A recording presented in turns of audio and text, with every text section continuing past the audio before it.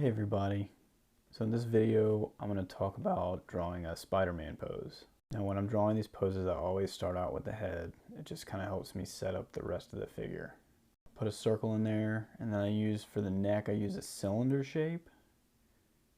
And I always try and start out doing my figures with just loose shapes with like circles and cylinders, as you can see what I'm doing with the arm here. You have a circle for the shoulder, cylinder for the upper arm, as well as the lower arm that kind of tapers at the forearm. Then to block out the hands, I'll do like a square or a rectangle. I always find Spidey poses really tricky.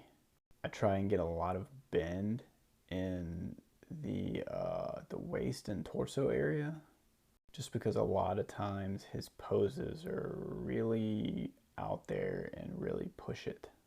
Usually what happens when I'm drawing Spider-Man is I always think I'm pushing it harder than I am, and I always wish I had done it further. So get a little crazy with the anatomy with him and just kind of see how it goes. And it's almost like when you're drawing him, the arms and the legs are two different distinct characters with how you kind of draw the movement in them. Drawing this one leg up where you can see the bottom of the foot. So when I do something like that, I try and draw the bottom of the foot first and then kind of connect the rest of the leg to it.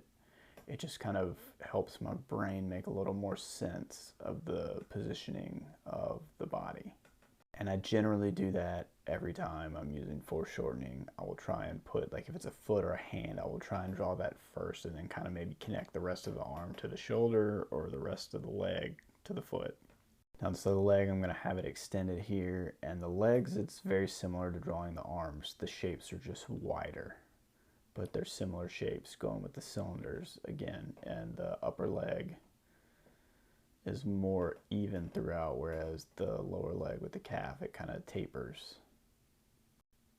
Spidey's one of those characters that's really fun to draw, but a lot of times it kind of feels wrong while you're drawing him until it doesn't anymore. So it just takes a little bit more practice. Now after I've really got the pose down, I might try and go in and do a little bit more of the detail. And I'm not going to get super detailed with this because this is more just focused on the pose and the gesture. So I'm just kind of tighten up a little bit of line work here. So thanks for watching the video, and if you enjoyed it, please feel free to check out my other ones.